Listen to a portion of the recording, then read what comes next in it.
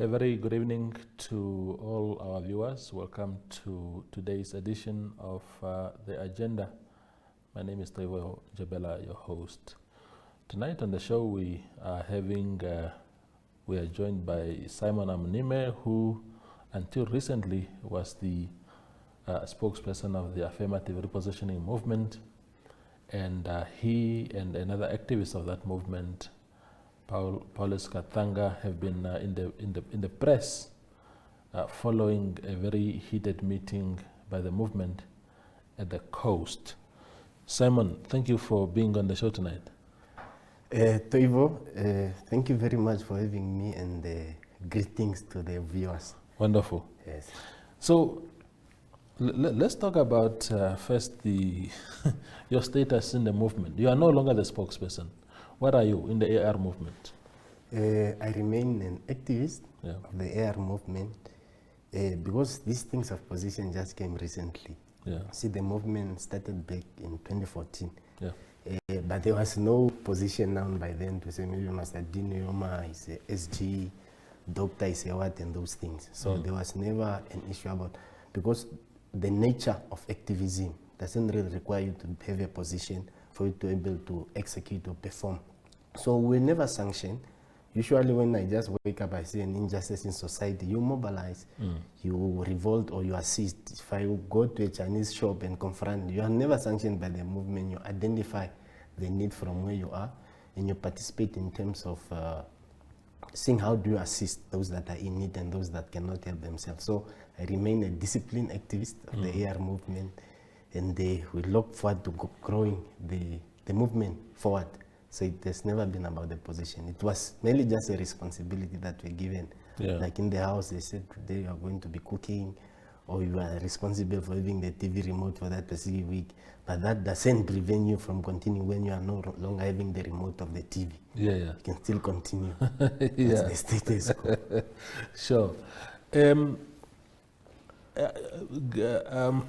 Reflect a bit on the events that led to you vacating that position. There are conflicting versions. One version is that you were suspended. Your principals in the movement say there was never anything like that, that you simply threw your toys out of the court and say, no, we're going to, there was no suspension, apparently. Which version is correct? Yeah, Toivo, I think what is important to note is that there is no way or basis to suspend someone that they've never subscribed to membership or to a particular constitution or policy documents or whatsoever. See, I was appointed in 2020, I think around September there. The leadership approached me even before that, I think from 2018. Then I've always rejected and said, no, I'm in student politics, I'm serving students. That's too big for me now, I'm not ready. Till the guys of DE here and come to convince me. Then I decided, okay, fine, I'll come. The guy said we needed reinforcement, we needed a new image in terms of someone to be going out there, mobilize young people. Then I took up that challenge, I became part of it. That was done at the press conference to say, Master Amunime is now spokesperson. There's no appointment letter, there's nothing. I've not subscribed to any document of the movement. There's no constitution and so forth. That what brings us now back when you say are you suspended? You can't, because when you suspend someone is based on contravening maybe a particular section of the constitution, or because I've not done that. Then they then said we are relieved of our duty. That's why I never went to say no, I'm not relieved and those things. No, it's normal, because in every setting, organization or family, there will always be conflicts, there will always be differences, there will always be tension. Because of course you are a human being, people are bound to make mistakes, we exist to learn from each other. Those things will always happen there. So we're shown the door at that particular gathering in Valves Bay. We never complained. We went to confirm to the media that yes, indeed, we're released, and we are not going to fight about it because we are not defined by those particular responsibilities that we've been given. As activists, we still continue to do that. But what I can confidently confirm and say is that I'm no longer the spokesperson of the movement, and I don't dispute it. They have their reasons for doing that. And of course, it's now that we have challenged the leader of the organization. And I have no regret whatsoever. And I take full responsibility for what I did, and I'm unapologetic about it. And that's what it is. Sometimes marriages don't work, you go separate ways. Sometimes it's not divorce, you just separate for wind to come by. After 6 months, you come back and say, no, those things can be done away. We can now continue to forge ahead. Yeah, so there's no really dispute with regard to that. I'm relieved of my duty. I'm no longer a spokesperson, but I remain an activist of the AR movement. Now fill me in on your quarrel, confrontation, or whatever you want to call it, with the activist in chief, Dr. Job Amupanda. What is it that you did that angered him so much that somehow it was possible for the eventual result of that anger to be you being relieved of your duties? You see, Toivo, I think I've matured over the years. When I've been in this activism, you meet different politicians. That platform was created for me. You meet the likes of Makendri Venani, Dr. Itula, Kawandeng, and we're those radical kids that could just disrupt and do everything like that. But you learn along the process, because maturity is not only by growing beards or becoming big. Also politically you mature. So there have been a crisis in the AR movement. Perhaps that's not what we are not telling the people. It's not just about now. This has been a crisis that has been a long time coming. We participated in the 2020 regional and local government election, where we performed very poorly.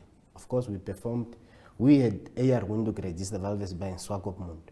And in those particular towns, even on the ballot, Toivo, it's Job's face that is there. Not the AR logo, he put his face. Windhoek same, Swakop same. We participated in Windhoek and we only got 2 seats. Valves and Swakopmund got 0, meaning we poorly performed in that whole election. But the mistake that we must maybe admit that we did as a collective list to take power through a back door.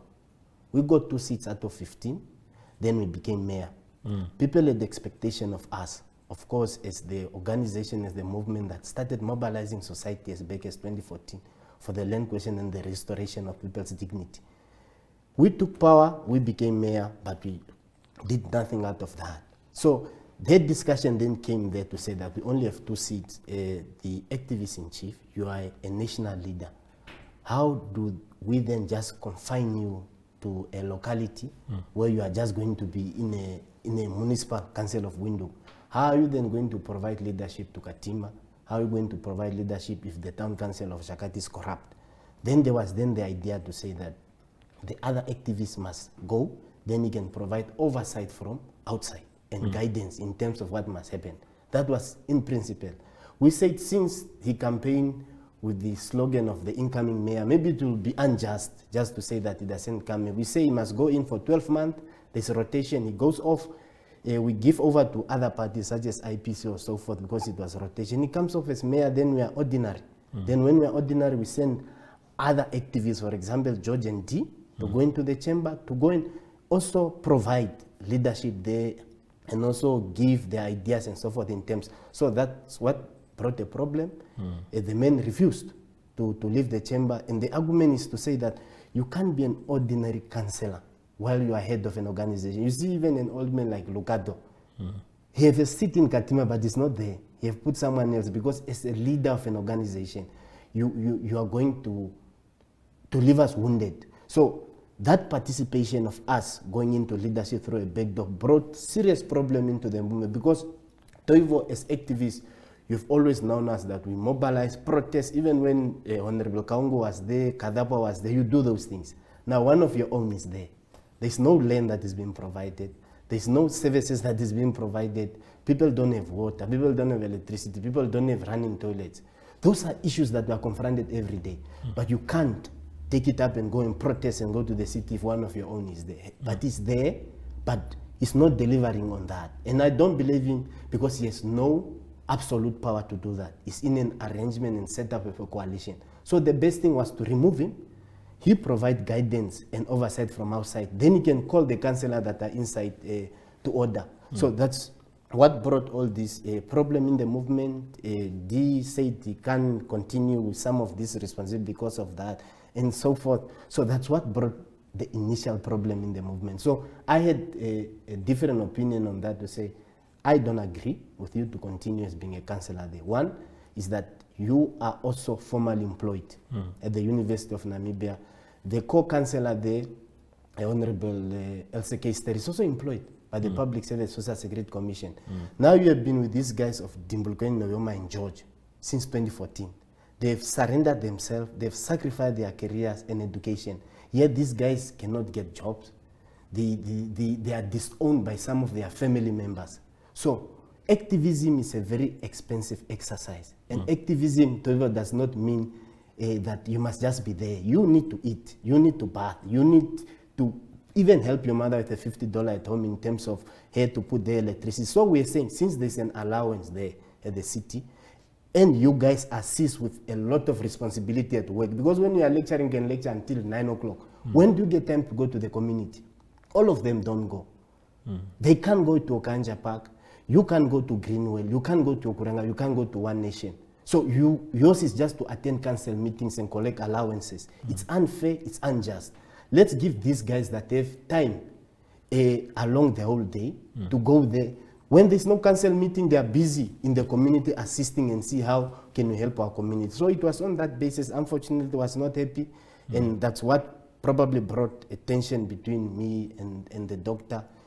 But principles remain principle, because when I associated myself to the AR movement, I did not associate to the AR movement because of an individual. I associated because of the ideological grounding, the philosophical outlook and the fundamental principle of the movement, which we are saying is to deliver land to our people, restoring the dignity of our people, as well as economic freedom in our lifetime. Now, Toivo, it doesn't mean when you're an activist or when you agitate for poor people, you must join people in poverty. It doesn't say like that. Of course. Yes, so there must then be always a formula and a way of how do your guys survive around it, and how do you also empower them, because you must rise by uplifting others. So that was the basis, and there's nothing to do with rotation. These people have now phrased it to say it's apparently grazing rotation or rotational grazing, something like that. So what you are basically saying is that a guy like George or a guy like D must be scavenging after the food that the doctor throws to his dogs when they are full. That's literally what you are saying. Because it's not about the stomach. These guys have been doing it since 2014 without getting money. You go and sell. I go to Nankale and sell a goat because me and Pao needed the money to use for petrol to go to Chita Cement to confront the Chinese there. So you put in your own resources, you put in your time, you put in this sacrifice. So what is wrong with saying the little that is there giving to the person? Because the person is already seized with those particular duties. So there is nothing like that, and it's not personal. It's just a principal decision that I took. Now, the issue of rotation has brought a lot of interpretations. Some people are saying, so these guys are just about money now. You mentioned, you explained it very well there to say, look, you need to survive also. In this struggle, you pursue justice, but you shouldn't neglect yourself, which I think is a fair point.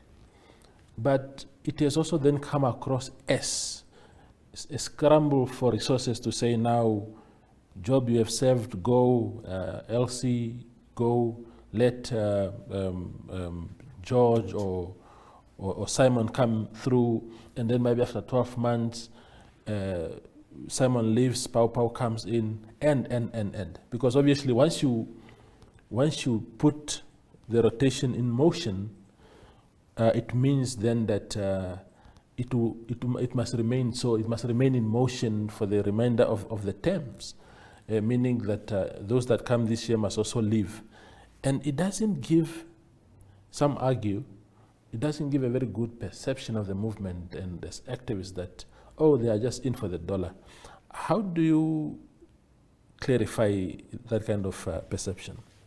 Yes, of course, that whole thing was derived from the letter that I co-authored with activist Papa Kathanga. And people want to be very selective. The letter was very clear. to say that we must allow other activists to go and serve. Yeah. Serve so that they can also show their leadership at the city. Okay, so they can bring new ideas and build new relations. Of course, we can see the relationship between our activist in chief and the other council is broken. He can't work with IPC. They had issues with LPM, with SWAPO. It has always been Southwest Africa. So we were saying, let's usher in new activists to go in the chamber. You come out, focus on building the organization ground up. Because the organization must not be window-centered or social media based. Come out, the two of you, focus on your formal jobs, and maybe perhaps on weekends, make time to grow the movement. Let's go and back and mobilize society and return to the ground while we get the other pioneering activists also to go there. Because it must never be about an individual, Toivo. D, for example, is one of the formidable activists of the AR movement. He have went to school, he have been around, he's well groomed, was in the youth league, which is the same for George. We're saying let these activists go there, but that was an internal communication. Also to say that since we're an organization that has no funding, we fund the AR activities with our own resources, with money from our angles and so forth. Since there's no funding in terms of our activities in the movement, these colleagues that are also struggling here can also then be afforded an opportunity for them to, at least to be motivated to continue with activism. Because there's nothing romantic about poverty, Toivo. So you can call and say, Simon, come and help me, I'm in Babylon, but I don't have tickets to put to come to the informal settlement. How do I do that? So there must always be motivation in whatever you do. If you play football, you get paid. That's why at the council itself level, there's an allowance. Those people don't volunteer there. Mayor gets over 40,000 for just being there to chair meetings. An ordinary councillor gets over 35,000. That's a lot of money. So if you bring that to somebody, that person can come and they can use it even to fuel cars in terms of going to the informal settlement. So the motivation is not about money. And I think those that wants to view it like that, of course, it's from their side. But I think the guys, the activists has proven beyond reasonable doubt that it's not about money, because they've been doing these things without any reward. They have been getting arrested. They've been making sacrifice without getting anything out of it. But to say someone now must get something, then you complain and say, no, his stomach. But when they were defending you, when your check is being mobilized, you don't say, no, this guy is like this. Or when they just come like that. So really, it's not a motivation of money. It was just on the basis to see the little resources that you have. When we're SRCs or when you are in campus as student leaders, you usually get an allowance. You get an allowance to say that, or from your rebate, your tuition fee, you get maybe 40% from it. Because management understand that you are going to be missing your classes, your tests, and your nights that were supposed to be to saving others. So there must always be something for you. So it's not really that you must get money for that. Money was never a motivation, but it's a factor. Yeah, because it was not a factor. Those councillors, if we just say here today that all of them must donate whatever they get there, if it's also have nothing to do with the money, why don't, for example, all councillors donate? Or let me say ours, I cannot impose on others. If you get 35,000, donate all of it to the movement. Then the movement can now say, okay, Master Dimbu, we are getting 300 for always helping the movement. Or we are buying a bus for the movement, or we are doing that. So there's always some sort of reward for your time that you spend there and things like that. But it's never a motivation, but of course it's a factor. Absolutely. We go for a quick break and return.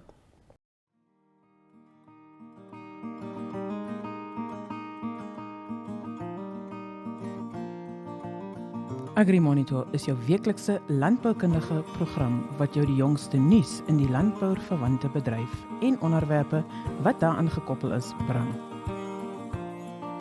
Vir enige advertensie of nuusverwante navrae, kontak agrimonitor@synergy.com.na.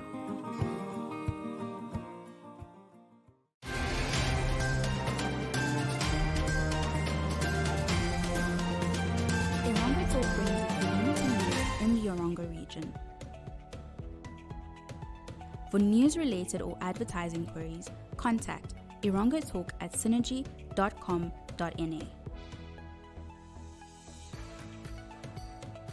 Irongo Talk, our community, your news.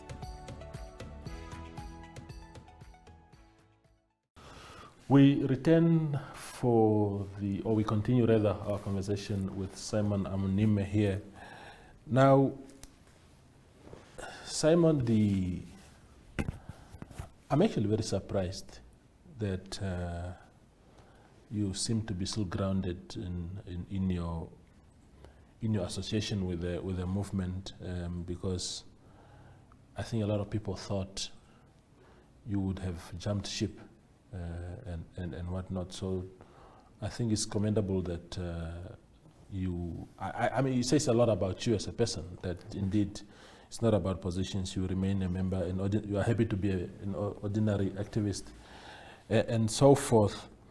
But how much of this conversation took place internally before it eventually surfaced? Because we have been getting small feelers as a media that not all was well within AR. And then there was a time when Dr. Amupanda sort of preempted this commotion by going to social media and saying, you know, there are some people within the movement that are causing trouble, but they will get their 5 minutes of fame. I think those were paraphrased his words.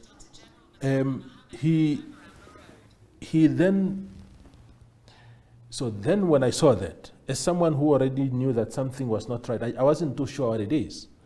But when that came through, I knew that it was confirming my suspicions, and then it eventually surfaced. I'm just wondering how much of this discontent that you contained in that letter was discussed internally before you arrived to a decision to say, look, now it's time to. In fact, that letter was also not an open letter. It was written, but it got leaked. Yeah, it got leaked. Yeah. Yes. Now, of course, I think there's one of the greatest revolutionaries, I think, is Amilcar Cabral. He tells us that tell no lies, and you must expose lies when they are told. He says we must mask no difficulty and we must claim no easy victories. So, of course, those things have been happening there. That's why even in that particular letter, I said lies have short legs. Yeah. And I was looking to address that. Issues are not new. If you look, I personally took a decision in December 2021. I called doctor himself there at my residence in Katutora. Then I explained to him that I'm not happy with the modus operandi of how things are moving. It's either we change or things are not going to be fine. I had a personal conversation with him because, of course, you don't just go and do those things. I took a decision and told him that the year 2022, I'm not going to step my foot at the AR office headquarters. I've went to school, I have a family to feed, I'm a professional and I'm an ambitious young man that must also provide for my family. I can't be volunteering at this age at an office like that. I don't know, maybe they were not happy. Then from there, of course, just like it's told that tell no lies, you must expose lie.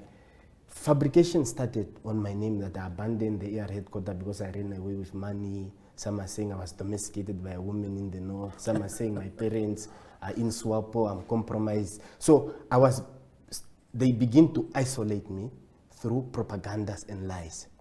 That is that, but it's a principled decision that I've taken. You teach at the university every day. Else Keister teacher works at Social Security. Kavetu works for Crane, and they work for the same state that we are made to fight. They work for the public service, and every day we must be the one confronting during our time and not being busy at work. So I said, no, this is not correct. And of course, I'm going to look for employment and I'm going to assist the movement. But those lies never stop. They keep going. Then I've been looking for the leadership. Of course, the structure was not functional. There's no meetings that take place. We don't go for caucuses. It's just something that is there. I've wrote several emails. I've tried to contact him. There's even an extent where I had to go and look for him at his house, where he stays. That's how serious it was. Because I don't take lightly people that comes to defame your name with things that they've not done. Because where I come from, I don't steal. I don't do those things. Yeah, so that's where the trouble started. And it's not just about me. Perhaps what the people are not telling the public, it's not just about Simon. There's an aspect of other guys like D, George, and many others. D wrote a communication to say that I'm not going to be this Secretary Officer of Political Education, because the guy is fed up. Why is the guy fed up? He has sacrificed his life in this movement. There's nothing for him. He have tried to go into business. It's just maybe also our journalists are weak. They don't follow the sequence of events. There was a time that the movement distanced themselves from the business of DNA, which is PGSN, I think, if I'm speaking under correction.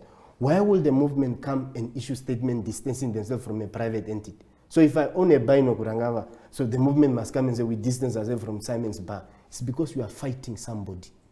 They can't get jobs. They are trying to go into business. You are fighting them. Coming to the protest when the guys were arrested, we went in solidarity. The movement released a communication saying they never sanctioned it. They are distancing themselves from it. I'm the spokesperson. I've never received those. I just see it on social media, which tells you things were not fine. So people were not happy. Of course, power corrupts sometimes, they say, and it also changes people. Doctor have not been the same ever since he was sworn into the council of the city. Perhaps you guys are friends, you go for a bottle maybe at 6 to 9 sometimes. I ask you, when was the last time that you have seen Dr. Amupanda leading a protest when he was sworn in? When did you see Dr. Amupanda in an informal settlement or just somewhere with the community after he became mayor? Nowhere.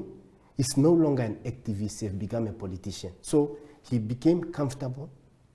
He's in the air-conditioned offices, he dines with them, he's become part of them now.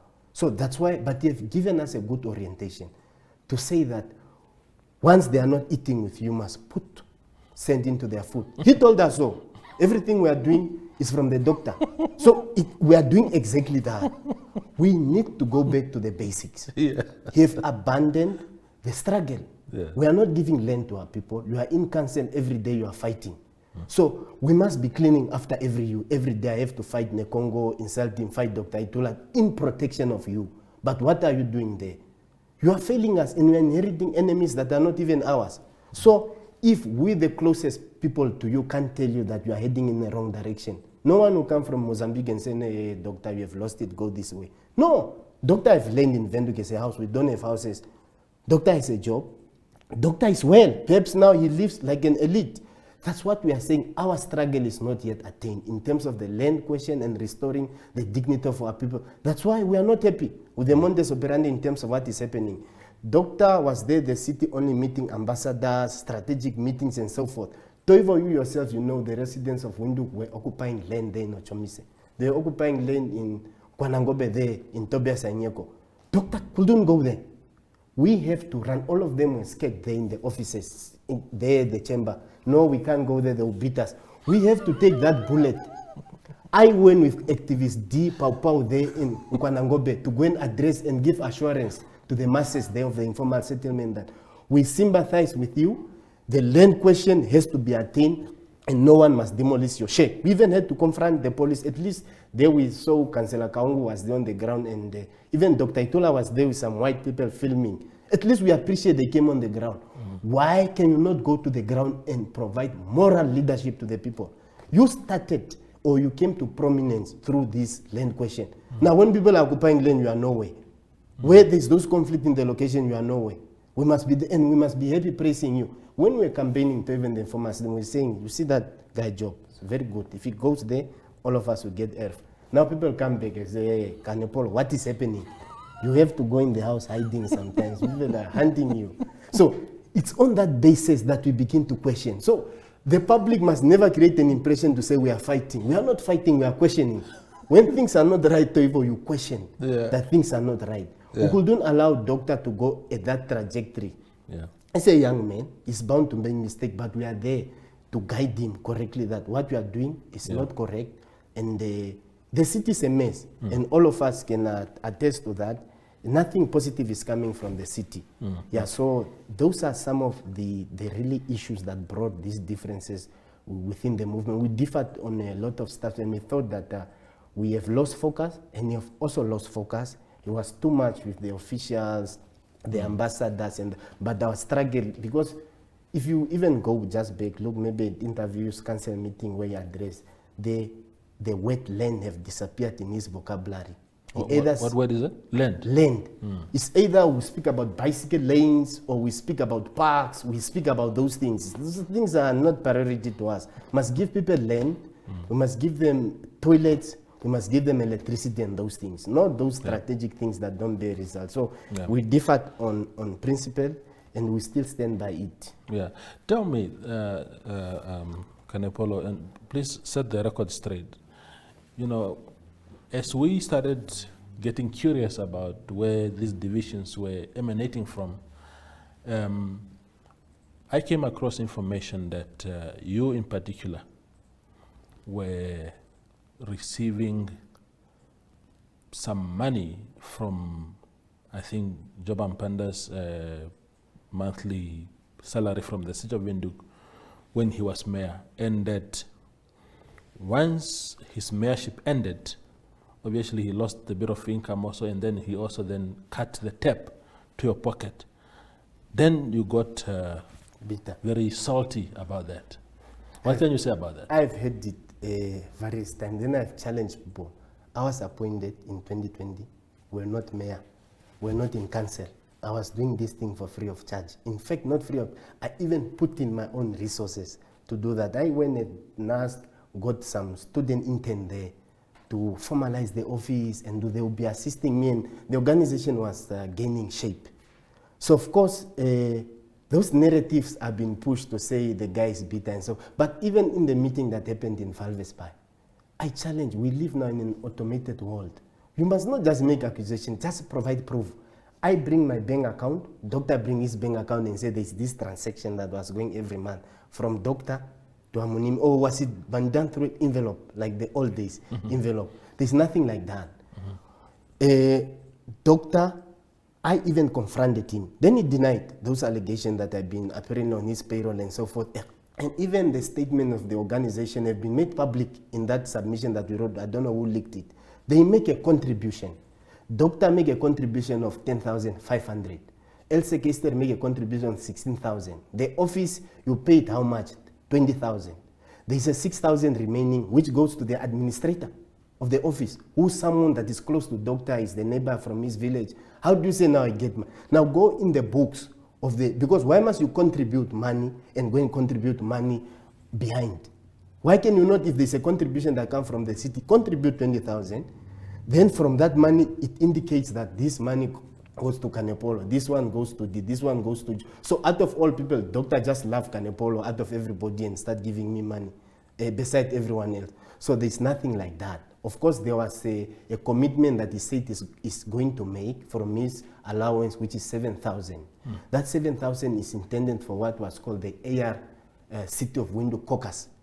So that 7,000 was for the caucus. We have how many? We have interns there. I think there were around 4. Now that is money that you use for activities around that. We're running programs in the society. You have interns that you pay. There's coffee in the office on that basis. There's nothing like that. So if there's anyone that's saying I've been receiving money, they must show money coming from doctor's account to my account. I've never received anything of that nature. So those are just lies. And of course, they have nothing to tell. The differences or whatever is happening between me and doctor, I begin to question the doctor and say, look, doctor, you inspire me a lot. I look up to you. But can you just explain to me this little thing? You are an activist in chief of the movement. Who appointed you? Or who endorsed you? Or where was the agreement? If so, I'm fine, but why don't you have a deputy? Why don't you make D maybe your deputy and George as SG? Why do you do that? Why do you start with people in leadership and you just want to elevate and push everyone else as far? George was given some position, apparently head of AR kitchen, so he must be cooking there in special program. D was given to be head of political education, so D must be the one getting arrested, go there to the sheikhs and be dealing with the people, be doing those things. George was crying, saying that I want to be the head of administration and operation. The man does not want. He baptized himself as an induna.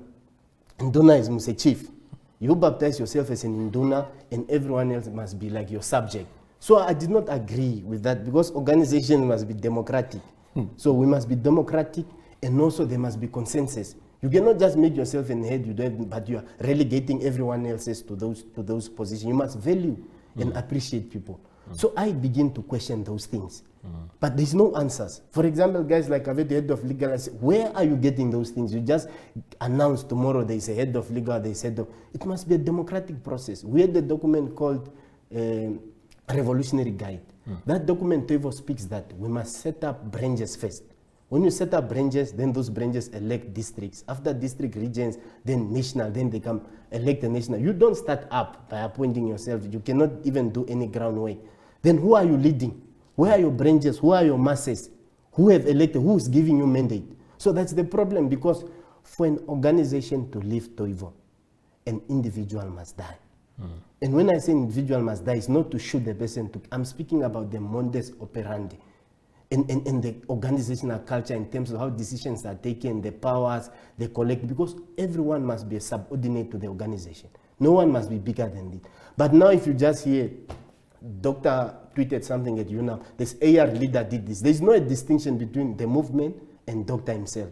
If Doctor just said, I woke up and today I'm having cappuccino and not tea, and screenshot and put on his status and distribute, then all those activists start sharing on their status, sharing, things that have nothing to do with you. So it's dangerous to have a personality cult if you don't have some sort of a proper ordinary manner how the organization must be run. And I raised those questions to say, even me, I was appointed unfairly. Can we go on the ground, have a democratic process, elect people? Maybe we want George to be the activist in chief. So that type of induna leadership style, it can only work in the village because people are from the same tribe.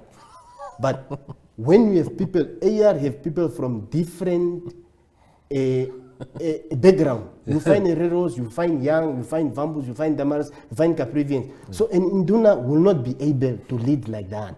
You must be elected and you must not practice that type of leadership where you must just enforce things on.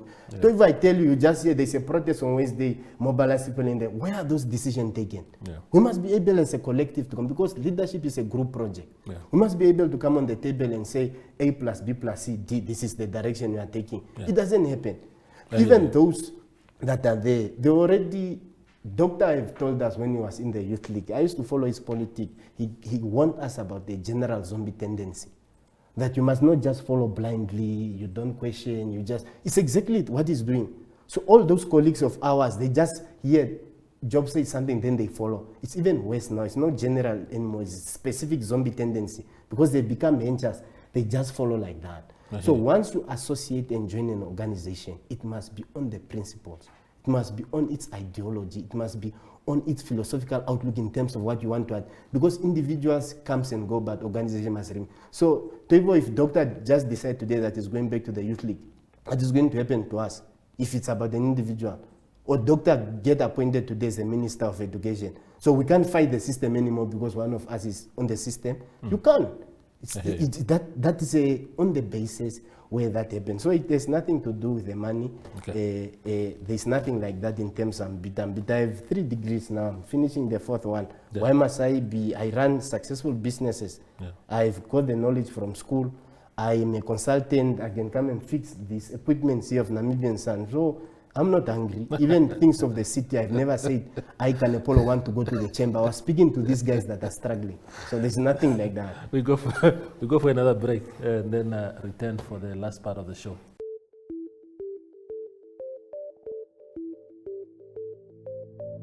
NMH Ad 1 brings you news from all across Namibia. If you would like to feature your brand or campaign on this platform, contact nmh1@synergy.com.na. NMH Ad 1, your lunchtime news companion.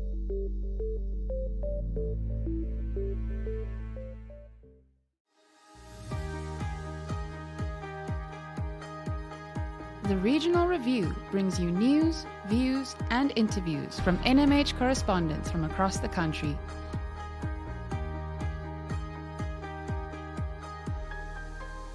If you would like to feature your brand or campaign on this platform, contact regional@synergy.com.na.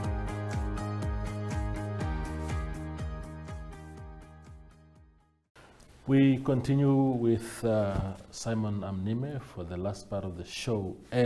You have been, I'm assuming that You've been in contact with Dimbulukeni Nauyoma. He's incarcerated.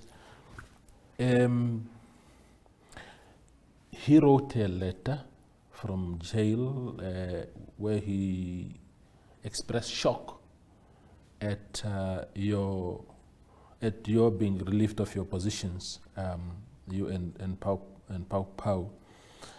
What is his general attitude towards the movement at the moment, and what is happening within the movement? You see, Toivo, Activist D. In fact, he said you must speak on his behalf, as a matter of fact. You see, Activist D is one of the most hardworking, disciplined activist of the year movement. He got arrested on the picket lines. You see now the difference. Doctor, we've never even seen him tear gassed anywhere, or even just slapped by the police. All the revolutionaries and genuine activists are not immune to arrest and detention, because you are in that confrontation because you stand for the truth and the people. He never does that. He's nowhere when those things are happening, and that is the difference. D is a fighter, and he's a genuine and true activist of the movement. He wrote a letter saying that going forward for legal matters, the lawyers of Caldera, Momon, and Bill and others can speak, but on political activities and activism, Meta must be the one, and Fuamushe Kalimbo Ipumbu must speak on that. I think what we need to explain to the public and to the activists that are like this is that we already had meetings where we differed before D got arrested. And just when D got arrested, doctor brought some documents called these interim guidelines that then started legitimizing this structure that suspended us, appointing people from the regions, and those INAC things that they are referring to. Those, you see, in Swapo they say Helmut Angula amendments. Maybe this one we said Omalala's guidelines or amendments, things like that. So, Toivo, timing is important.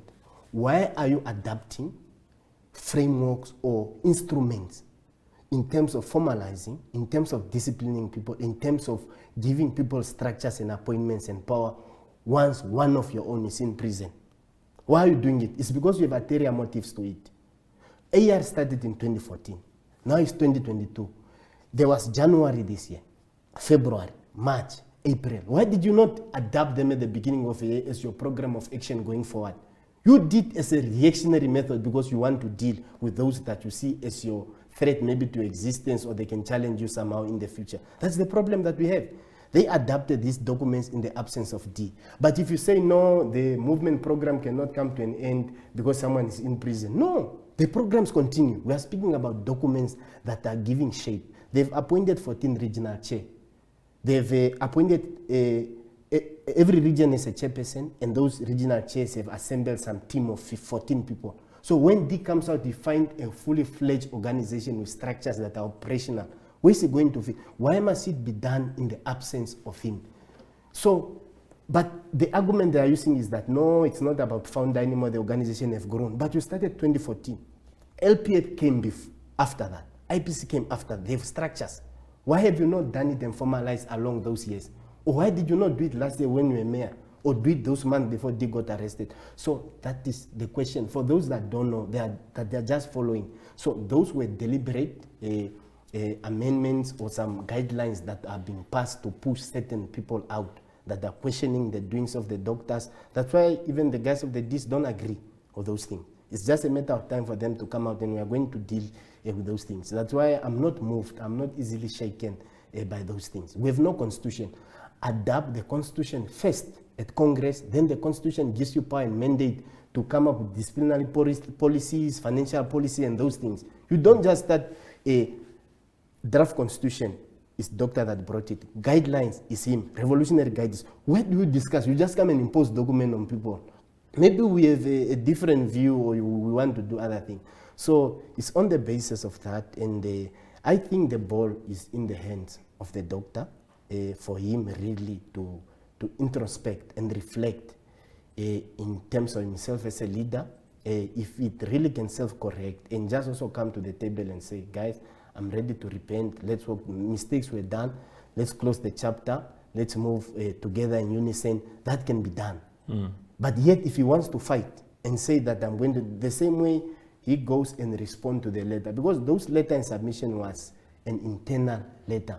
I don't know who leaked it. I suspect it's him, since he likes too much social media. You go and tell people that, no, those are splendid operatives that are hungry. Toivo, Job come to beg me to be a spokesperson. I said I don't want until he convinced me otherwise. And you are calling me a splendid operative. Paupo Kathanga was the one that exposed that corruption of this fish road bribery that were offering him around 100,000. Out of principle, he brought it to the movement and said, this is what is happening, and that accused person got arrested. And you are calling people splendid operative as a leader that is at the top when there are conflict. That tells something about you, and it's really disappointing that he has to go to that stage in terms of how he handled the situation. But that can be. But it's the same doctor again that goes to press conference and take a national platform and say, we have interns in our activists doing internship in all political parties. So who's implanting people and who is planting people in your... You are literally the one that is planting people in people's organization. Because if you are saying you have activists doing internship in PDM, in SWAPO, you are implanting operatives, and people are not implanting operatives in you. You must really just understand that conflict resolution is a very important concept. We are not always going to agree. And it's not some sort of a God that we must just say, no, you don't question when he says it's a human being like all of us. So when he's wrong, we are going to question him, and he must really be able also to come. So we talk as men and try and resolve matters. But if you go on an attack like that, it's likely me, I've joined the politics of maturity. When those things started, I never went on social media to attack or insult him and so forth. Because, of course, I've joined now the politics of nation building, the politics of working together, of positive criticism, not name-calling, insult, and those things. In fact, I've warned Doctor in the letter that stop fighting everyone. When the letter come out, come and fight again on social media while I'm warning him of the same thing. Because, people, when you get isolated, it's going to be very difficult. Who are you going to work with? You are fighting Itula. You are fighting SWAPO. Now you are fighting your own allies. Your PDM have washed their hands off you. Who are you going to work with? I hear you. I have one last question for you, Simon, and it's on,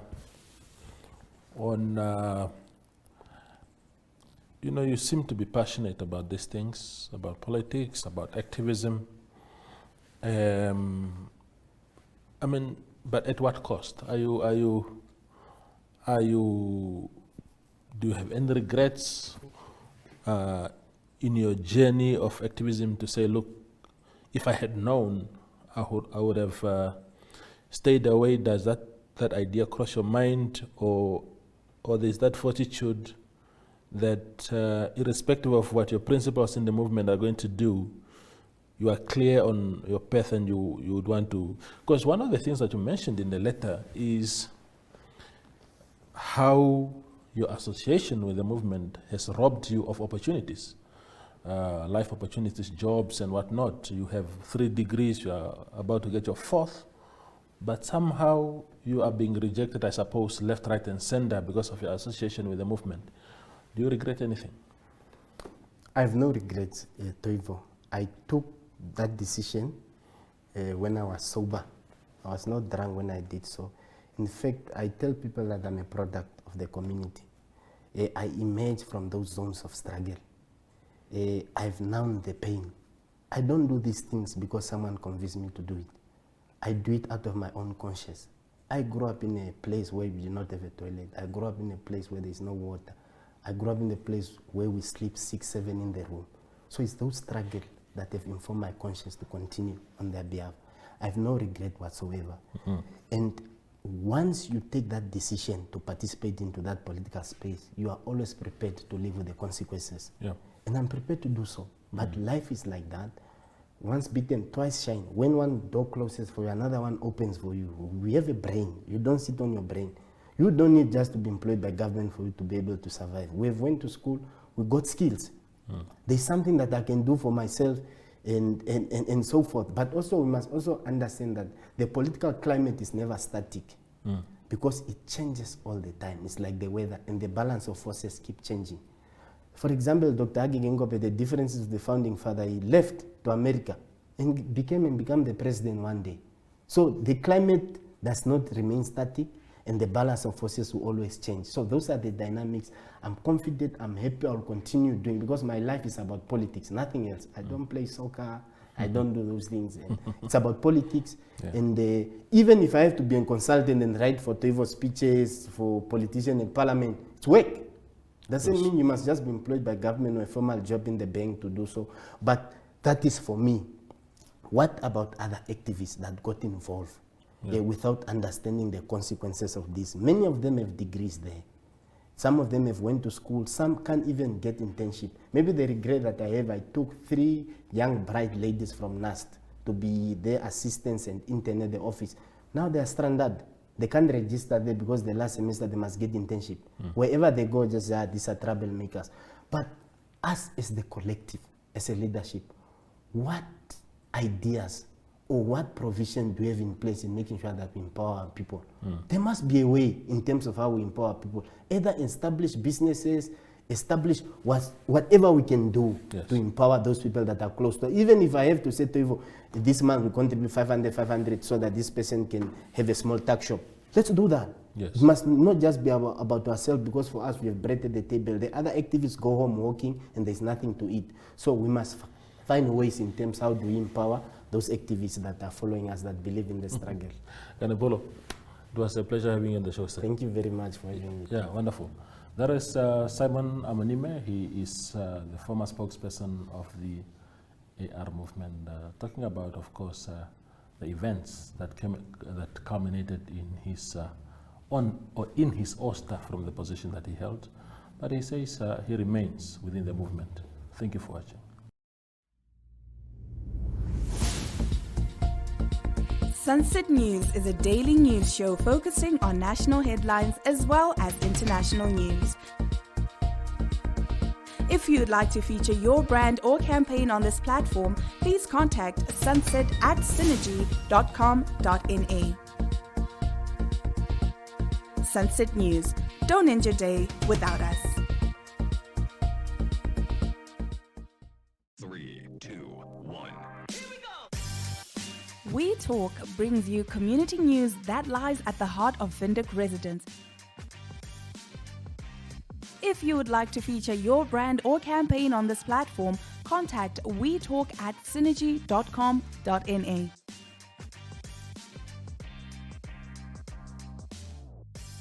You live, we talk.